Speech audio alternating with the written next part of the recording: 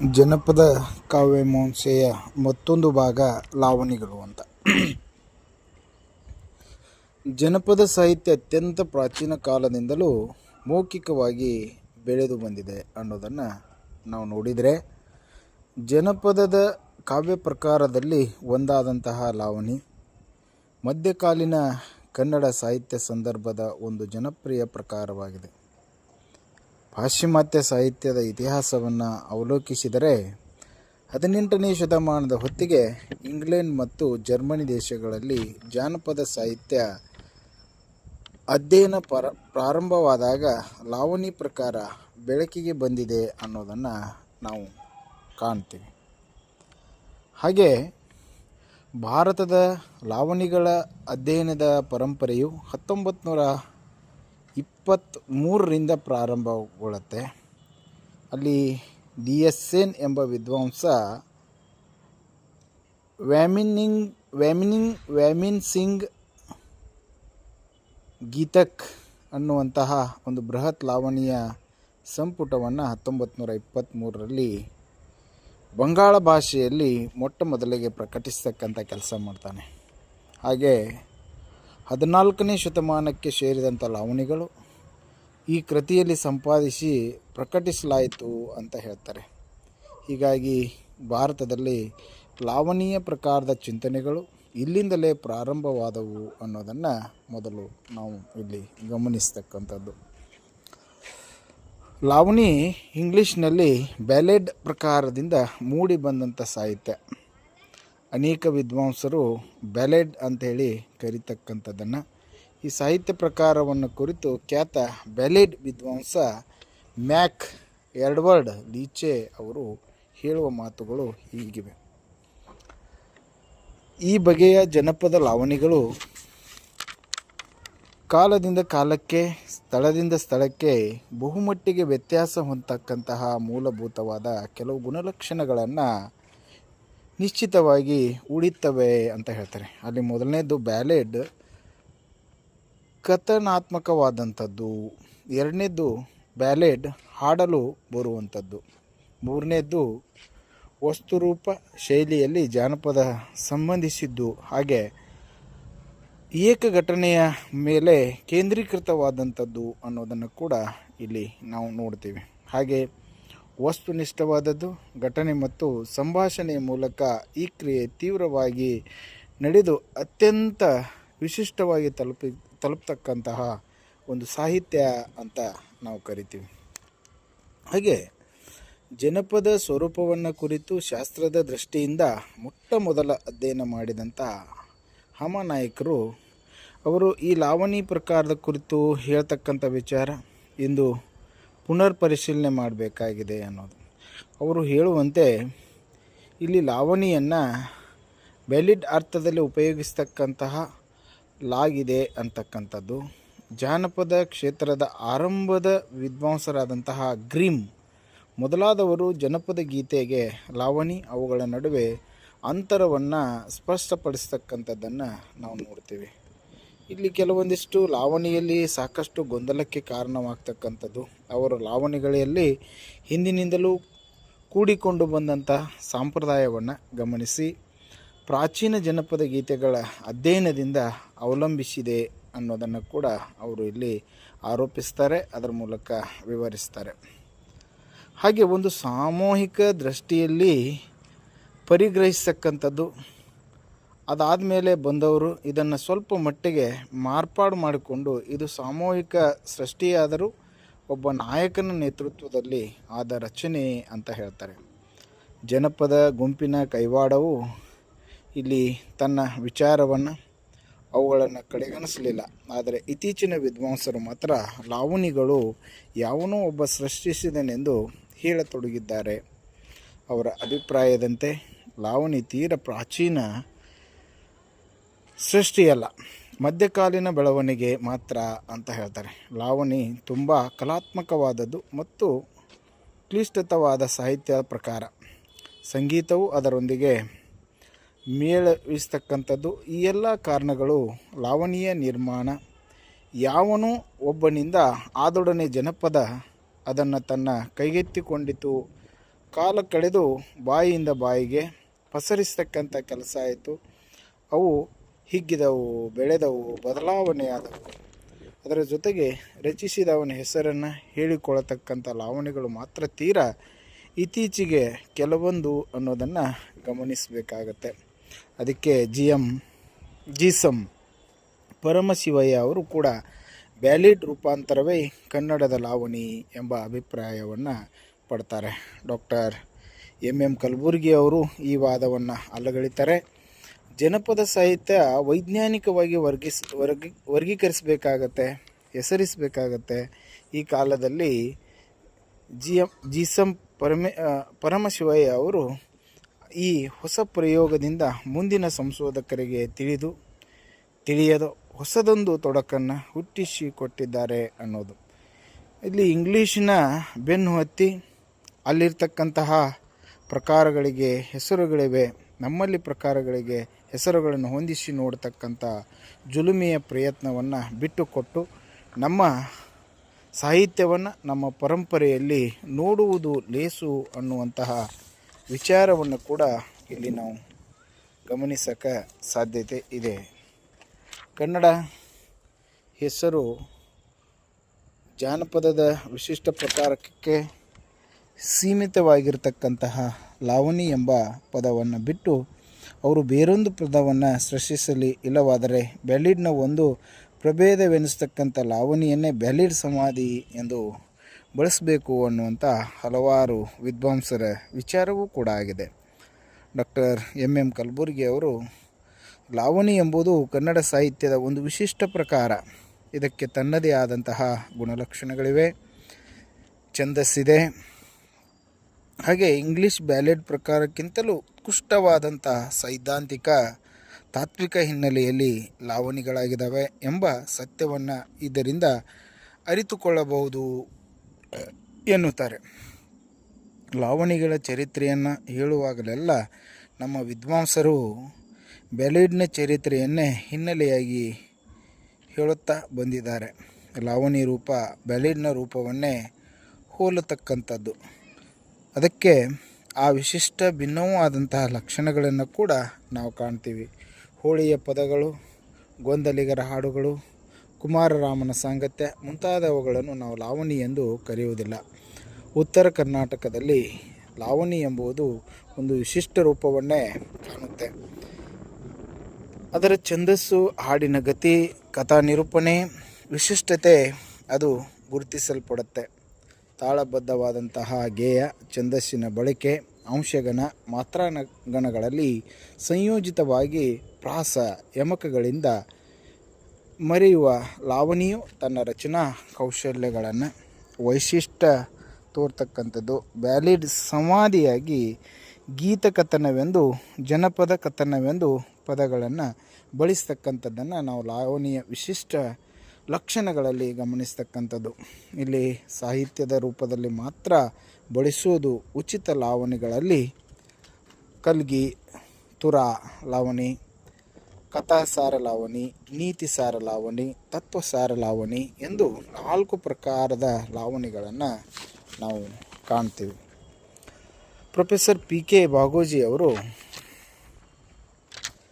ಹೇಳುವಂತೆ ಸಂಗೊಳ್ಳಿ ರಾಯಣ್ಣ, ಹಾಗೆ ತುರಾಯಿ, ಗಂಡು, ಹೆಚ್ಚೆಂದು ವಾದಿಸ್ತಕ್ಕಂಥದ್ದು, ಕೃಷ್ಣಲೀಲೆ, ಭೀಷ್ಮ ಪರ್ವದಂಥ ಲಾವಣಿಗಳನ್ನು ಕಥಾಸಾರ ಲಾವಣಿಗಳೆಂದು ಕರೀತಕ್ಕಂಥದ್ದು.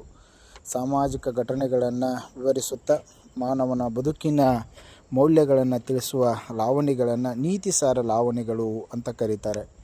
ಧರ್ಮ, ತತ್ವ, ಅಧ್ಯಾತ್ಮ ಸಂಗತಿಗಳನ್ನು ಒಳಗೊಂಡಂತಹ ತಾತ್ವಿಕ ಲಾವಣಿಗಳನ್ನು ತತ್ವಸಾರ ಲಾವಣಿಗಳೆಂದು ಕರೀತಕ್ಕಂಥದ್ದನ್ನು ನಾವು ಇಲ್ಲಿ ಗಮನಿಸಬಹುದು.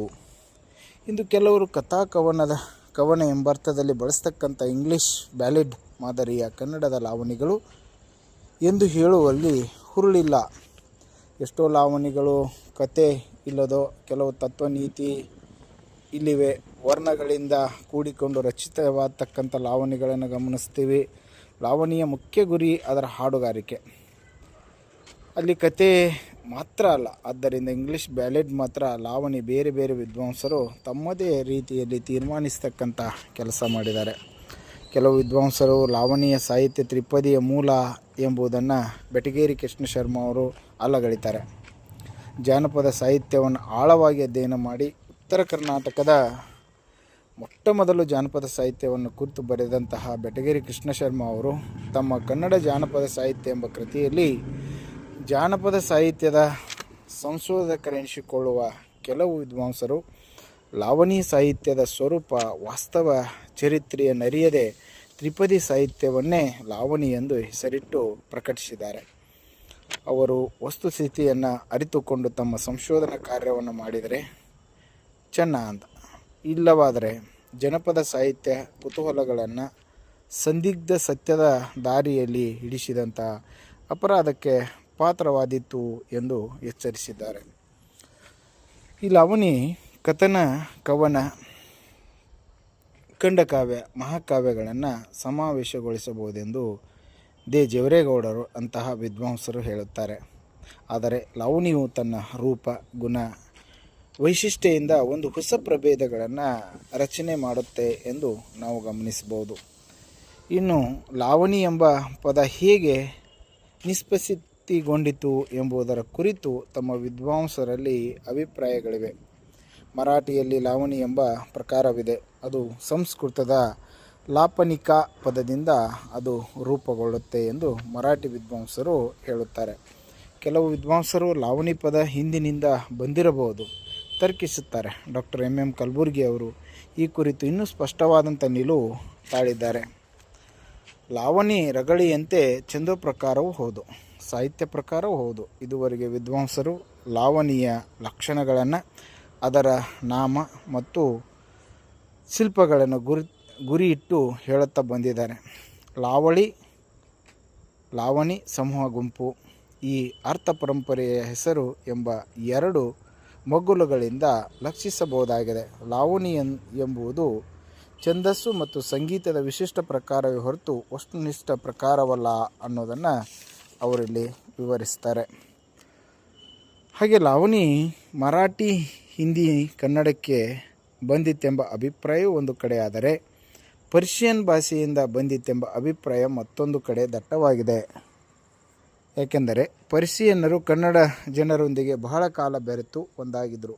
ಹೀಗಾಗಿ ಪರ್ಷಿಯನ್ ಭಾಷೆಯ ಪ್ರಭಾವ ಮತ್ತು ಮರಾಠಿಯಲ್ಲಿ ರಚನೆಗೊಂಡ ಪ್ರಕಾರ ಎರಡಕ್ಕೂ ಒಳಗೊಂಡು ಕನ್ನಡದಲ್ಲಿ ಲಾವಣಿ ಚಲಾವಣೆಗೆ ಬಂದಿತು ಎನ್ನುತ್ತಾರೆ. ಲಾವಣಿ ಒಂಟಿ ಅಥವಾ ಬಯಲು ಲಾವಣಿ ಮತ್ತು ಮೇಳ ಲಾವಣಿ ಎಂಬ ಎರಡು ಭಾಗಗಳನ್ನಾಗಿ ಮಾಡ್ತಾರೆ. ಒಂಟ ಲಾವಣಿ ಎಂದರೆ ಒಬ್ಬನೇ ವ್ಯಕ್ತಿ ಹಾಡುತ್ತಾನೆ. ಏಕ ವ್ಯಕ್ತಿ ಹಾಡುವ ಈ ಎಲ್ಲ ಲಾವಣಿಗಳನ್ನು ವೀರಗೀತೆಗಳೆಂದು ಕರೆಯುತ್ತಾರೆ. ಅವರು ಮುಖ್ಯವಾಗಿ ಶೌರ್ಯ, ಪರಾಕ್ರಮ ಲಾವಣಿಗಳನ್ನು ಹಾಡ್ತಾರೆ. ಕಿತ್ತೂರು ಚೆನ್ನಮ್ಮ, ಸಿಂಧೂರು ಲಕ್ಷ್ಮಣ, ಸಂಗೊಳ್ಳಿ ರಾಯಣ್ಣ ಮೊದಲಾದವರ ಕುರಿತು ಲಾವಣಿಗಳು ಕೂಡ ಪ್ರಸ್ತುತ ಪಡ್ತಕ್ಕಂಥದ್ದು. ಇವತ್ತಿನ ಜನರಿಗೆ ಅದರ ಬಗ್ಗೆ ಸ್ವತಂತ್ರ ಹೋರಾಟದ ಪರಿಕಲ್ಪನೆಯನ್ನು ಕೊಡ್ತಕ್ಕಂಥ ಹಲವು ಲಾವಣಿಗಳನ್ನು ನಾವು ಕಾಣ್ತೀವಿ.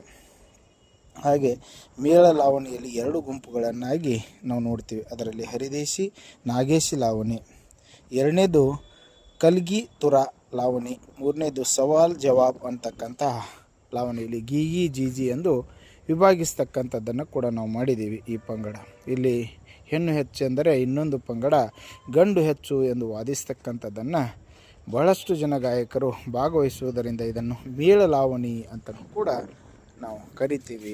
ಹಾಗೆ ಇಲ್ಲಿ ಲಾವಣಿಗೆ ಸಂಬಂಧಿಸಿದಂತೆ ಲಾವಣಿಯ ಸ್ವರೂಪ ಯಾವ ರೀತಿಯಾಗಿರುತ್ತೆ, ಇನ್ನು ಲಾವಣಿ ಸ್ವರೂಪದ ಕುರಿತು ಹೇಳುವುದಾದರೆ ಚಂಪು, ರಗಳೆ, ಷಟ್ಪದಿ, ತ್ರಿಪದಿಗಿರುವಂತೆ ಲಾವಣಿ ಒಂದು ನಿಶ್ಚಿತವಾದ ಸ್ವರೂಪ ಇದೆ. ಲಾವಣಿಯಲ್ಲಿ ಸಖಿ, ಪಲ್ಲ, ಅನುಪಲ್ಲ, ನುಡಿ, ಚಾಲ, ಕೋಡುಪಲ್ಲ, ಕ್ಯಾಲಿ ಎಂಬ ವಿಭಾಗಗಳನ್ನು ಮಾಡಿ ಏರಿಳಿತದೊಂದಿಗೆ ಈ ಲಾವಣಿಗಳನ್ನು ಹಾಡಲಾಗುತ್ತೆ. ಪ್ರಾರಂಭದಲ್ಲಿ ಪ್ರಾರ್ಥನೆ ಇರುವುದರಿಂದ ಇದನ್ನು ಸಖಿ ಎಂದು ಕರೆಯುತ್ತಾರೆ. ಇದನ್ನು ನಾಟಕದ ನಾಂದಿ ಪದ್ಯ ಇದ್ದಂತೆ ಹೇಳುವ ಪ್ರಮುಖ ವಿಷಯಗಳನ್ನು ಅಥವಾ ಕಥೆಗಳನ್ನು ಒಂದೊಂದು ವಿಭಾಗ ಮಾಡಿಕೊಂಡು ಬೆಳೆಸುತ್ತಾ ಹೋಗುತ್ತಾರೆ. ಇದನ್ನು ಚೌಕ ಎಂದು ಕೂಡ ಕರೆಯುತ್ತಾರೆ.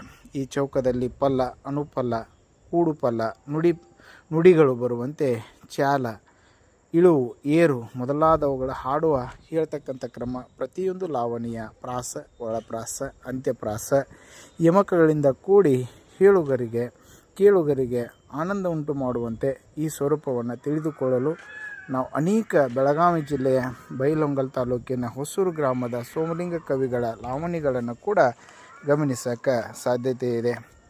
ಉದಾಹರಣೆಗೆ ಚೋಳ ದೇಶ ಅಂದರೆ ಭಾಳ ಭಕ್ತಿ ಜನಕ್ಕೆ, ದವಸ ಧಾನ್ಯ ಅಲ್ಲಿ ಸಮೃದ್ಧ, ಅನ್ನದಾನ ಮಾಡಿ ಪುಣ್ಯದ ಕಾರ್ಯ ಪೊನ್ನಬಲ್ಲ ಗ್ರಾಮ ಜನಿಸಿದ್ದ ಅನ್ನುವಂತಹ ಒಂದು ಮಾತು ಈ ಕ್ರಮದ ನುಡಿ ಚಾಲ ಅಥವಾ ಚೌಕ ಬರತಕ್ಕಂಥ ಕವಿಯ ಸೃಷ್ಟಿಸ್ತಕ್ಕಂಥ ಅನೇಕ ವಿಚಾರಗಳನ್ನು ಕೂಡ ನಾವಿಲ್ಲಿ ಗಮನಿಸೋಕ್ಕೆ ಸಾಧ್ಯತೆ ಇದೆ. ಹೀಗೆ ಈ ಲಾವಣಿಗಳನ್ನು ವಿವಿಧ ವೈವಿಧ್ಯಮಯ ಒಳಗೊಂಡಂಥ ರಚನೆಯ ಒಂದು ವಿಶಿಷ್ಟ ಪ್ರಕಾರದಲ್ಲಿ ಕವಿ ತನ್ನ ವಿಷಯಗಳನ್ನು ಒಳಗೊಂಡು ಹಾಡ್ತಕ್ಕಂತಹ ನಾವು ಮುಖ್ಯವಾದ ಕೆಲವೊಂದು ವರ್ಗೀಕರಣಗಳನ್ನು ಕೂಡ ಇಲ್ಲಿ ಮಾಡೋಕ್ಕೆ ಸಾಧ್ಯತೆ ಇದೆ.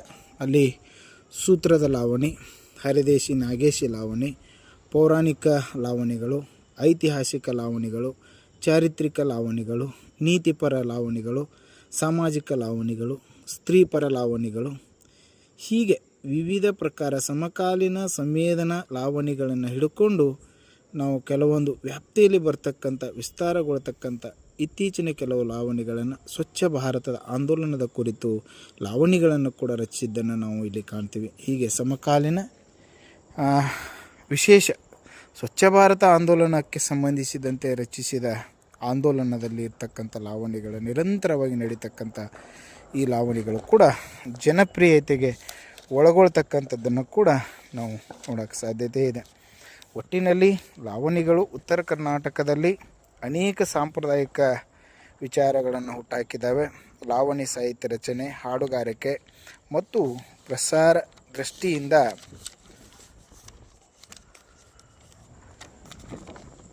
ಸಂಪ್ರದಾಯಗಳು ಮಾಡಿದಂಥ ಕಾರ್ಯ ಅನನ್ಯವಾದಂಥದ್ದು.